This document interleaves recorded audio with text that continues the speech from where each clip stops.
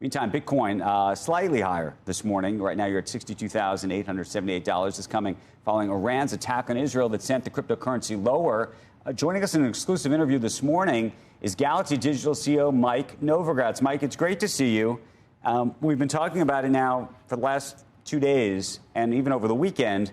What precipitated this drop and how folks should think about Bitcoin specifically in the context of being either a safe haven or a hedge against inflation or whatever you think the thesis is for Bitcoin at a time where it has not held up in the midst of at what you would have thought would have been the moment that it would have?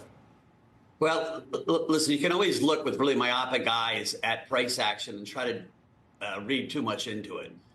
The reality is Bitcoin is, started the year at 42,000 and we're at 62,000. So it's one of the best performing assets.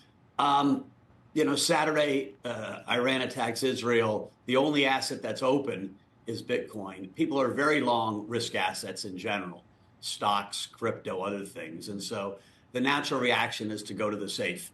And safe is still globally dollars and T-bills, right? You're seeing the dollar rally. The other bigger... But isn't the dollar not supposed to be safe? Isn't the whole point of Bitcoin that the dollar is not safe? Well, listen, in time it isn't, right? I mean, look what we're doing now. We're going to vote today to spend more money on wars, right?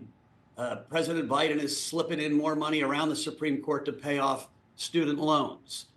We have... Well, that may be, but the point is that it appears that when things are bad and people are scared, they buy dollars. So when things are bad and people are scared, people with leverage want less leverage. And so they take where they have leverage and they sell it. It's why stocks are going to look at the NASDAQ chart. It does not look good, right? The NASDAQ's had an amazing... Yes, but the whole point of Bitcoin, and we could roll tapes of you and I having conversations for the last 5 or 8 or more years about this, is that it's not supposed to be correlated. That's the whole point of this exercise. Listen, there's not one asset in the world that is not correlated all the time, right? What happens is portfolios grow, and then a new piece of information comes up, and fund managers, retail accounts want to have less risk, not more risk.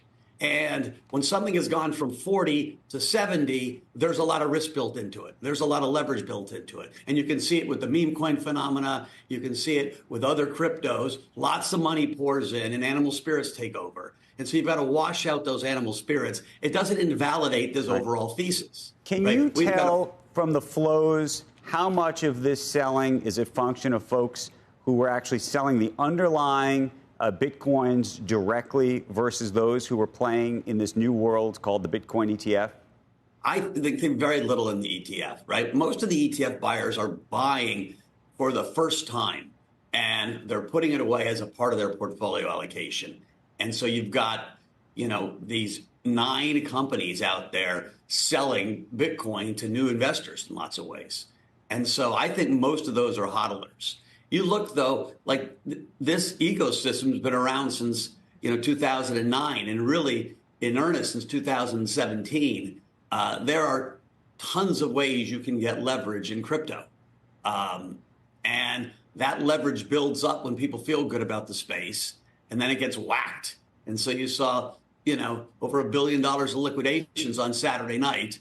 That's retail people who have leverage bets on crypto exchanges that get wiped out, right? It's not big hedge funds coming in and selling on Saturday night or institutional investors coming in and selling on Saturday.